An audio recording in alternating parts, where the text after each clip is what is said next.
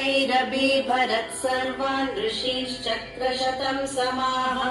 महासरस्वती सैव जाता शाकम्भरी शिवा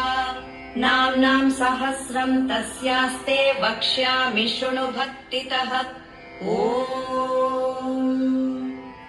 अस्य श्री शाकम्भरी सहस्रनाम माला मन्त्रस्य